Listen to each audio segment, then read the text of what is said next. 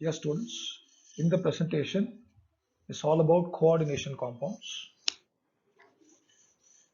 To help 12th standard students learn coordination compounds easily. History of coordination compounds பொறுத்தவரைக்கும், one of the earliest known coordination compounds is the bright red alizarin dye, first utilized in our country, India, and it was known to ancient Persians and Egyptians. 1597 first scientifically recorded observation of a coordination compound was by German physicist and chemist Andreas Libavius, when he identified the blue color due to the formation of a copper complex ion when lime water got into contact with brass, an alloy of copper and zinc. இன்னொரு example பார்த்தீங்கன்னா Prussian blue, a pigment used by artists to color their paintings in the beginning of 18th century. Applications of coordination compounds பொறுத்த வரைக்கும், they are used in qualitative and quantitative analysis of compounds. Qualitative analysis எதுக்குன்னா ஒரு காம்பவுண்ட்ல என்னென்ன elements இருக்குன்னு identify பண்றதுக்கு. Quantitative analysis எதுக்குன்னா ஒரு காம்பவுண்ட்ல என்னென்ன எலிமெண்ட்ஸ் இருக்கு, என்ன மாஸ்ல என்ன ரேஷியோல இருக்கு, say for example in grams, அதை ஐடென்டிஃபை பண்றது குவான்டிடேட்டிவ் அனாலிசிஸ். இந்த ரெண்டுக்கும் கோஆர்டினேஷன் காம்பவுண்ட்ஸ் யூஸ் பண்ணலாம். In extraction of metals, in biological world பார்த்தீங்கன்னா magnesium in chlorophyll and iron in hemoglobin are present in chlorophyll and hemoglobin in coordination complexes. So coordination compounds are used as catalysts, as pigments, in electroplating of metals. எதுக்குன்னா துரு பிடிக்காம இருக்கிறதுக்கு. In medicinal chemistry, say for example, ஒரு platinum complex is used in treating cancer. EDTA, ethylene diamine tetraacetic acid, is used in treating lead poisoning. அடுத்து நம்ம பார்க்க போறது types of salts. இங்க ரெண்டு வகையான salts இருக்கு. Simple salts, molecular compounds or addition compounds. Molecular compounds or addition compounds மேற்கொண்டு எப்படி கிளாசிஃபை பண்ணலாம்னா double salts and coordination compounds or complex compounds. First simple salt என்ன? உதாரணத்துக்கு sodium chloride, NaCl எடுத்து நான் dissolve பண்ணேன்னா in water to get an aqueous solution. அதை நான் dissociate பண்ணலாம் or ionize பண்ணலாம் into sodium ions and chloride ions. இப்போ அந்த salt solution எடுத்து நான் டெஸ்ட் பண்றேன்னு எடுத்துக்கலாம். For the presence of sodium ions and chloride ions, அதை ஆன்சர் பண்ணும் for the test for sodium ions and chloride ions. ஒரு டபுள் சால்ட், உதாரணத்துக்கு மோர் salt, ferrous sulfate, ammonium sulfate, hexahydrate. ஏன் hexahydrateனா? Well, because it contains 6 water molecules. அதை நான் dissolve பண்றேன்னு எடுத்துக்கலாம் in a solvent, in water. So it ionizes into, dissociates into ferrous ions, ammonium ions and sulfate ions. இப்போ அதை நான் test பண்றேன்னா it answers the test for all the 3 ions, ferrous ions, ammonium ions and sulfate ions. அதுவே ஒரு coordination compound or complex compound, potassium ferrocyanide, அதை நான் dissolve பண்றேன்னா in water, in a solvent, ஒரு சொல்யூஷன் எனக்கு கிடைக்கும். அந்த சொல்யூஷன்ல பொட்டாசியம் அயான்ஸ் இருக்கும், ஃபெரோசைனைட் அயான்ஸ் இருக்கும். ஃபெரஸ் அயான்ஸ் தனியாகவும் சைனைட் அயான்ஸ் தனியாகவும் டிசோசியேட் ஆகல. Potassium ions and ferrocyanide ions தான் எனக்கு கிடைக்கும். இப்போ அதை நான் டெஸ்ட் பண்ணா it will answer the test for potassium ions and ferrocyanide ions, not ferrous ions and cyanide ions separately. இதுதான் major difference between simple salts, double salts and coordination compounds. இப்போ என்னென்ன டைப்ஸ் ஆஃப் காம்ப்ளெக்ஸ் அயான்ஸ் இருக்கிறதுக்கு வாய்ப்பு இருக்கு? ஒரு complex அயானுக்கு positive charge இருக்கலாம், as you see here, so it can be a cationic complex. ஒரு complex அயானுக்கு negative charge இருக்கலாம், so it can be an anionic complex. ஒரு காம்ப்ளெக்ஸ் அயானுக்கு சார்ஜ் இல்ல, நியூட்ரலா கூட இருக்கலாம், so it's a neutral complex. இப்போ நீங்க ஒரு கோஆர்டினேஷன் காம்பவுண்ட் எடுத்துட்டீங்கன்னா ஒரு சிம்பிள் அயான் கேட்டயானா இருக்கும், ஒரு காம்ப்ளெக்ஸ் அயான் ஆனயானா இருக்கும், இல்ல ஒரு காம்ப்ளெக்ஸ் அயான் கேட்டயானா இருக்கும், ஒரு சிம்பிள் அயான் ஆனயானா இருக்கும், இல்லைன்னா ரெண்டுமே காம்ப்ளெக்ஸ் அயான்ஸா இருக்கலாம். ஒரு கேட்டயான் ஒரு ஆனயான் ரெண்டுமே காம்ப்ளெக்ஸ் அயான்ஸா இருக்கலாம். அடுத்து நம்ம பார்க்க போறது டைப்ஸ் ஆஃப் பாண்ட்ஸ். ஃபர்ஸ்ட் பார்க்க போறது அயோனிக் பாண்ட். சோடியம் குளோரைட்ல அயோனிக் பாண்ட் எப்படி ஃபார்ம் ஆகும்னு பார்க்கலாம். உங்களுக்கு எல்லாருக்கும் தெரியும் சோடியம் ஆட்டமுடைய atomic number is 11. So 11 protons இருக்கும். Its mass number is 23. So 12 neutrons இருக்கும். Chlorine atom atomic number is 17. So 17 protons இருக்கும். Mass number is 35. 18 நியூட்ரான்ஸ் இருக்கும். சோடியம் ஆட்டம்ல கே ஷெல்ல 2 எலக்ட்ரான்ஸ் இருக்கும். எல் ஷெல்ல 8 எலக்ட்ரான்ஸ், எம் ஷெல்ல 1 எலக்ட்ரான் இருக்கும்.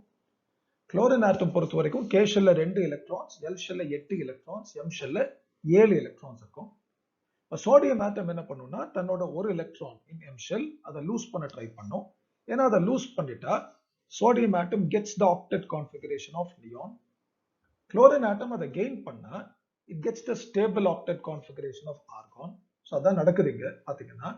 ஸோ சோடியம் ஆட்டம் என்ன பண்ணுதுன்னா ஒரு எலக்ட்ரான் லூஸ் பண்ணுது, அதை குளோரின் ஆட்டம் கெயின் பண்ணுது. ஸோ இங்க பாத்தீங்கன்னா சோடியம் ஆட்டம் ஒரு எலக்ட்ரான் லூஸ் பண்ற காரணத்தினால it gets a positive charge. Chlorine atom அதை கெயின் பண்ற காரணத்தினால it gets a negative charge. So ஒரு சோடியம் அயான் ஒரு குளோரைடு அயான் ஃபார்ம் ஆகும். Together form sodium chloride. So இது போல ஒரு பாண்ட் ஃபார்ம் ஆனா அது ionic bond by transfer of electrons from ஒரு ஆட்டம் டு another ஆட்டம். அடுத்து பார்க்க போறது கோவேலன்ட் bond in the formation of hydrogen molecule. ஒரு ஹைட்ரஜன் மாலிக்யூல்ல 2 ஹைட்ரஜன் ஆட்டம்ஸ் இருக்கும். Hydrogen atomic number is 1. So ஒரு எலக்ட்ரான் இருக்கும், அது கே ஷெல்ல இருக்கும். இப்போ என்ன ஆகும்னா ஒரு ஹைட்ரஜன் மாலிக்யூல்ல இருக்கிற 2 ஹைட்ரஜன் ஆட்டம்ஸ் ஒவ்வொரு எலக்ட்ரான் ஷேர் பண்ற காரணத்தினால mutual sharing of electron happens over here resulting in a covalent bond. So அப்போ கோவேலன்ட் பாண்ட் எப்படி ஃபார்ம் ஆகும்னா by mutual sharing of electrons. அடுத்து பார்க்க போறது கோஆர்டினேட் கோவேலன்ட் பாண்ட். இப்போ கோஆர்டினேட் கோவேலன்ட் பாண்ட் பொறுத்த வரைக்கும் போரான் ட்ரைஃப்ளோரைட் அண்ட் அமோனியா. இந்த எக்ஸாம்பிள்ல பாத்தீங்கன்னா அமோனியால இருக்கிற நைட்ரஜன்ல ஒரு லோன் பேர் ஆஃப் எலக்ட்ரான்ஸ் இருக்கு. அந்த லோன் பேர் ஆஃப் எலக்ட்ரான்ஸை நைட்ரஜன் போரானுக்கு டொனேட் பண்ணும். இங்க நைட்ரஜன் தான் டோனர் ஆட்டம், போரான் தான் அக்செப்டர் ஆட்டம். ஸோ இங்க நைட்ரஜனுக்கும் போரானுக்கு இடையில ஒரு பாண்ட் ஃபார்ம் ஆகுது. அந்த பாண்டுக்கு தேவையான 2 எலக்ட்ரான்ஸ் யாரு கிட்ட இருந்து வருதுன்னா நைட்ரஜன் கிட்ட இருந்து வருது. அதை 2 பேரும் ஷேர் பண்றாங்க, நைட்ரஜன் அண்ட் போரான். ஸோ நைட்ரஜன்ல ஒரு லோன் பேர் ஆஃப் எலக்ட்ரான்ஸ் இருக்கு, அதை நைட்ரஜன் போரானுக்கு தருது. இங்க நைட்ரஜன் தான் டோனர் ஆட்டம், போரான் தான் அக்செப்டர் ஆட்டம். அந்த பாண்டுக்கு in between nitrogen and boron தேவையான 2 எலக்ட்ரான்ஸும் நைட்ரஜன் கிட்ட இருந்து வருது, அதை 2 பேரும் ஷேர் பண்றாங்க. ஸோ இது போல ஃபார்ம் ஆகிற ஒரு பாண்ட் தான் கோஆர்டினேட் கோவேலன்ட் பாண்ட். இதனை எப்படி ரெப்ரசென்ட் பண்ணணும்னா by using an arrow mark from the donor atom nitrogen to the acceptor atom boron. இப்போ இந்த சாப்டர் கோஆர்டினேஷன் காம்பவுண்ட்ஸ் பொறுத்த வரைக்கும் இந்த பாண்ட் ரொம்ப முக்கியமான பாண்ட், கோஆர்டினேட் கோவேலன்ட் பாண்ட். அதனால தான் இந்த சாப்டர்ல படிக்கிற காம்பவுண்ட்ஸ் எல்லாமே are known as coordination compounds. ஏன்னா இந்த சாப்டர்ல உருவாகிற காம்பவுண்ட்ஸ் எல்லாமே are based on the formation of coordinate covalent bonds. இங்க பாத்தீங்கன்னா இது அமோனியா, இது போரான் ட்ரைஃப்ளோரைட். நான் ஏற்கனவே சொன்ன மாதிரி நைட்ரஜன்ல இருக்கிற இந்த lone pair of electrons are donated to boron resulting in the formation of a coordinate covalent bond. இப்போ இந்த பாண்டுக்கு தேவையான 2 எலக்ட்ரான்ஸும் யார் கிட்ட இருந்து வருது, நைட்ரஜன் கிட்ட இருந்து வருது. அதை 2 பேரும் ஷேர் பண்ற காரணத்தினால you call it a coordinate covalent bond. அதை எப்படி ரெப்ரசென்ட் பண்ணணும்னா by using an arrow mark from the nitrogen atom, அதான் donor atom, to the acceptor atom boron. இப்போ அமோனியம்ல அதே தான் நடக்கும். இப்போ ஃபார்மேஷன் ஆஃப் அமோனியம் அயான் எடுத்துட்டா அமோனியா மாலிக்யூல்ல இருக்கிற நைட்ரஜன்ல ஒரு லோன் பேர் ஆஃப் எலக்ட்ரான்ஸ் இருக்கு. அதை நான் ஒரு ஹைட்ரஜன் அயான் கூட கம்பைன் பண்ணா இந்த நைட்ரஜன் என்ன பண்ணும்னா தன் கிட்ட இருக்கிற அந்த லோன் பேர் ஆஃப் எலக்ட்ரான்ஸை ஹைட்ரஜன் அயானுக்கு தந்து ஒரு பாண்ட் ஃபார்ம் பண்ணும். இங்க பாத்தீங்கன்னா நைட்ரஜனுக்கும் ஹைட்ரஜன் அயானுக்கு இடையில ஒரு பாண்ட் ஃபார்ம் ஆகுது. அந்த பாண்டுக்கு தேவையான 2 எலக்ட்ரான்ஸும் நைட்ரஜன் தான் தரப்போகுது. அதை 2 பேரும் ஷேர் பண்ற காரணத்தினால இங்க நைட்ரஜன் தான் டோனார், ஹைட்ரஜன் அயான் தான் அக்செப்டார். ஸோ ஒரு கோஆர்டினேட் கோவேலன்ட் பாண்ட் ஃபார்ம் ஆகும் from nitrogen to hydrogen ion represented by an arrow mark. அதைத்தான் நீங்க இங்க பாக்குறீங்க. இந்த பாண்டுக்கு பெயர் coordinate covalent bond or dative bond. அடுத்து நம்ம பார்க்க போறது கோஆர்டினேஷன் காம்பவுண்ட்ஸ்ல என்னென்ன டெர்மினாலஜி, என்னென்ன டேர்ம்ஸ் யூஸ் பண்ண போறோம்னு பார்க்க போறோம். இந்த காம்ப்ளெக்ஸ் அயான் பொறுத்த வரைக்கும் இங்க கோபால்ட் தான் central metal atom or ion, ammonia ஒரு லிகாண்ட், குளோரைடு அயான் ஒரு லிகாண்ட். ஸோ இங்க ammonia and chloride ions are ligands, cobalt தான் central metal atom or ion. ஒரு central metal atom or ion ஒரு லிகாண்ட் தரப்போற பேர் ஆஃப் எலக்ட்ரான்ஸ் அக்செப்ட் பண்ற காரணத்தினால, ஏத்துக்கிற காரணத்தினால you call central metal atoms or ions as electron pair acceptors or Lewis acids. அதுவே ligands என்ன பண்ணும்னா ஒரு pair of electrons donate பண்ணும் to a central metal atom or ion. அதனால ligands are electron pair donors or Lewis bases. ஒரு லிகாண்டுக்கும் ஒரு central metal atom R அயானுக்கும் இடையில என்ன மாதிரியான பாண்ட்ஸ் இருக்குன்னு கேட்டா அதான் கோஆர்டினேட் கோவேலன்ட் பாண்ட்ஸ். இப்போ அந்த கோஆர்டினேட் கோவேலன்ட் பாண்ட்ஸ் பொறுத்த வரைக்கும் ஒரு பாண்டுக்கு தேவையான 2 எலக்ட்ரான்ஸ் எங்கிருந்து வரும்னா லிகாண்ட் கிட்ட இருந்து வரும். அதை 2 பேரும் ஷேர் பண்றாங்க. ஒரு லிகாண்ட் ஒரு central metal atom or ion, அதை 2 பேரும் ஷேர் பண்றாங்க. அதனால you call it a coordinate covalent bond. How do you represent it னு கேட்டா by an arrow mark from the ligand, அதான் electron donor, to the acceptor central metal atom or ion.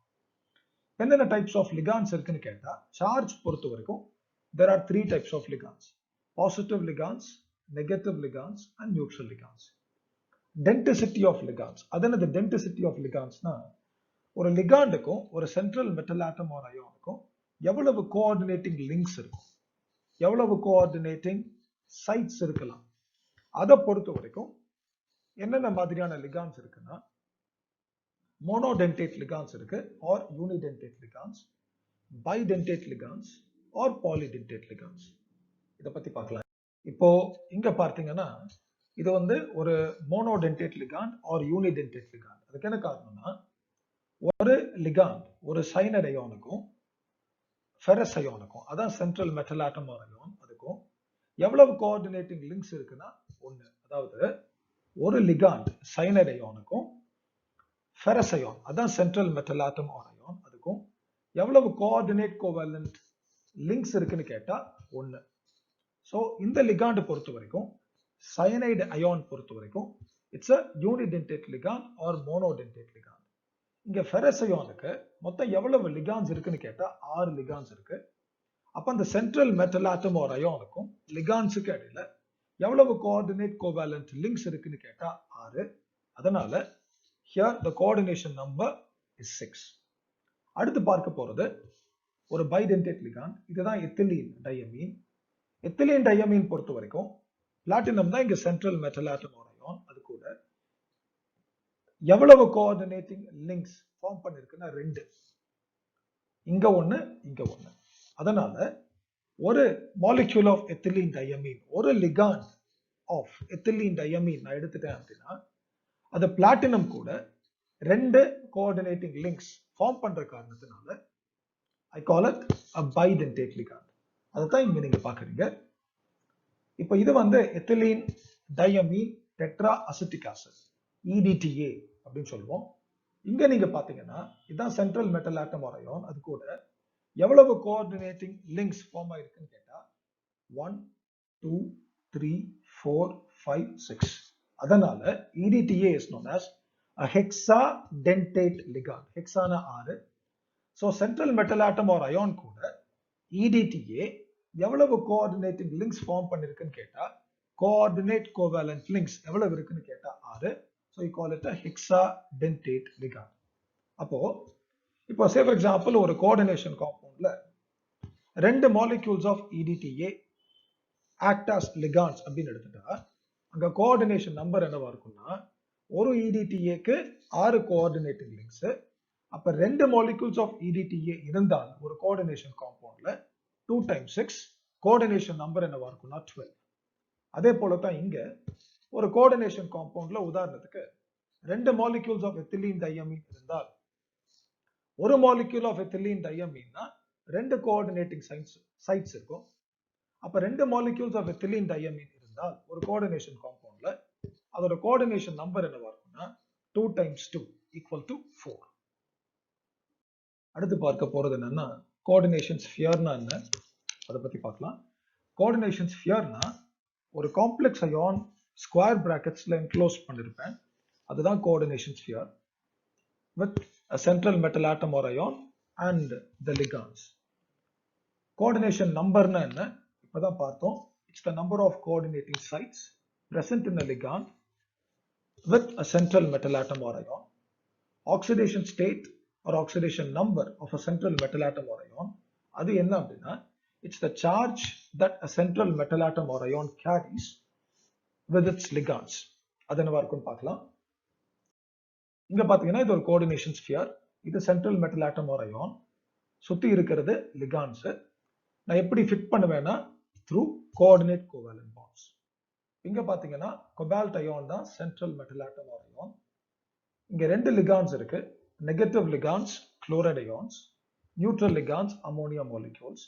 இங்க chloride ions are monodentate ligands. அதாவது ஒரு chloride அயானுக்கும் cobalt அயானுக்கும் ஒரு coordinating link தான் இருக்கும். Ammonia as well is a monodentate ligand. ஒரு ammonia molecule இருக்கிற nitrogen மட்டும் தான் கோபால்ட் அயான் கூட லிங்க் ஆயிருக்கும். ஸோ ஒரு அமோனியா மாலிக்யூலுக்கு ஒரு கோஆர்டினேட்டிங் லிங்க்னா 4 அமோனியா மாலிக்யூல்ஸ் இருந்தால் 4 கோஆர்டினேட்டிங் லிங்க்ஸ் இருக்கும். 2 குளோரைட் அயான்ஸுக்கு 2 கோஆர்டினேட்டிங் லிங்க்ஸ். அப்ப இன் டோட்டல் பாத்தீங்கன்னா கோஆர்டினேஷன் நம்பர் இஸ் 6. இது வந்து charge on the complex ion. அது எப்படி கால்குலேட் பண்றது நான் சொல்லி தரேன். இது அயனைசபிள் ஆனியான். இங்க பாத்தீங்கன்னா காம்ப்ளெக்ஸ் அயான் தான் கேட்டையான், சிம்பிள் அயான் தான் ஆனியான். அடுத்து என்ன பண்ணலாம்னா ஒரு சென்ட்ரல் மெட்டல் ஆட்டம் ஒரு அயானுக்கு சார்ஜ் என்னவா இருக்கும்னு கண்டுபிடிக்கலாம். ஃபர்ஸ்ட் எக்ஸாம்பிள்ல it's neutral, total charge is 0, so it's equal to 0. இங்க பாத்தீங்கன்னா ஃபெரஸ் அயானுக்கு நான் சார்ஜ் என்னவா இருக்கும்னு கண்டுபிடிக்க போறேன். அயான் ஆட்டமுக்கு இல்லைன்னா ஃபெரஸ் அயானுக்கு சார்ஜ் என்னவா இருக்கும்னு கண்டுபிடிக்க போறேன். வெளியே இருக்கிற பொட்டாசியம் அயான்ஸுக்கு ஆக்சிடேஷன் ஸ்டேட்டஸ் +1. மொத்தம் 4 பொட்டாசியம் அயான்ஸ் இருக்கு. ஸோ இட்ஸ் 4 into +1 பிளஸ் எனக்கு அயானுக்கு ஆக்சிடேஷன் ஸ்டேட் தெரியாது, அதை நான் எக்ஸ்ன்னு எடுத்துக்கிறேன். Cyanide ion is a negative ligand. அதுக்கு ஆக்சிடேஷன் ஸ்டேட்டஸ் -1. இங்க மொத்தம் 6 சயனைட் அயான்ஸ் இருக்கு. So 6 times -1. Totally it's neutral, so equal to 0. என்ன வரும்னா 4 plus x minus 6 equal to 0. x minus 2 equal to 0, x equal to +2. அப்ப என்ன அர்த்தம்னா இங்க இருக்கிற அந்த ஃபெரஸ் அயானுக்கு oxidation states +2. If it's of oxidation state +3 னா we call it a ferric ion. அடுத்த எக்ஸாம்பிள் பாருங்க. It's again neutral, so total charge is 0. எனக்கு கோபால்ட்டுக்கு ஆக்சிடேஷன் ஸ்டேட் தெரியாது, அதை x ன்னு எடுத்துக்கலாம். Ammonia is a neutral ligand, so it's 0. So 6 into 0 வரும் plus ஒரு குளோரைட் அயானுக்கு ஆக்சிடேஷன் ஸ்டேட்டஸ் -1. இங்க மொத்தம் 3 குளோரைட் அயான்ஸ் இருக்கு. So 3 times -1 -3. அப்ப என்ன வரும்னா x minus 3 equal to 0, x equal to +3 வரும். அப்ப என்ன அர்த்தம்னா இந்த கோபால்ட் அயானுக்கு ஆக்சிடேஷன் ஸ்டேட்டஸ் +3. நீங்க என்ன பண்ணணும்னா ஆக்சிடேஷன் ஸ்டேட் என்னவா இருக்கும்னு கண்டுபிடிச்சிட்டு அதை ரோமன் நியூமரல்ஸ்ல பிரசன்ட் பண்ணணும், எக்ஸ்பிரஸ் பண்ணணும். அடுத்தது it's a cation with positive charge +2. எனக்கு காப்பருக்கு ஆக்சிடேஷன் ஸ்டேட் தெரியாது, ஸோ அதை நான் எக்ஸ்ன்னு எடுத்துக்கிறேன். அமோனியாக்கு இட்ஸ் 0, ஏன்னா because it's a neutral ligand. டோட்டலா பாத்தீங்கன்னா it's of charge +2, so it's equal to +2. அப்ப என்ன வரும்னா x is equal to +2னு வரும். அப்ப இங்க இருக்கிற காப்பர் அயானுக்கு it's oxidation states +2, so I call it a cupric ion. If it's of oxidation state +1 னா we call it a cuprous ion. அடுத்து பார்க்க போறது primary valency. It's nothing but oxidation state of a metal ion satisfied by negative ions. உதாரணத்துக்கு cobalt trichloride எடுத்துட்டா அதுல கோபால்ட்டுக்கு oxidation status +3, அதுதான் primary valency. Copper சல்ஃபேட்ல காப்பருக்கு +2, அதான் primary valency. Silver குளோரைட்ல சில்வருக்கு +1, அதான் primary valency. Secondary வேலன்சினா என்ன அப்படின்னா it's the coordination number of a metal atom or ion with the ligands. It gets satisfied by neutral molecules, negative or positive ligands. இப்ப ammonia எடுத்துட்டா coordination number is 1, so its secondary valency is 1. ஏன்னா அமோனியால இருக்கிற nitrogen மட்டும் தான் central metal atom or ion கூட link ஆயிருக்கும். Hydrogen எடுத்துட்டா இந்த நைட்ரஜன் as well as இந்த nitrogen central metal atom or ion கூட லிங்க் ஆகிறதுக்கு வாய்ப்பு இருக்கு. அப்போ ஒரு ஹைட்ரஜன் as a ligand நான் பார்க்கிற போது ரெண்டு கோஆர்டினேட்டிங் சைட்ஸ் இருக்கும். so its coordination number is 2, secondary valency is 2. cyanide ion ஏற்கனவே பார்த்த மாதிரி its coordination number is 1. Hydrazinium ion எடுத்துட்டா அதுல இருக்கிற இந்த நைட்ரஜன் மட்டும் தான் central metal atom or ion கூட லிங்க் ஆயிருக்கும். So it's coordination number is 1. Coordination number என்னவோ அதுதான் செகண்டரி வேலன்சி. அடுத்த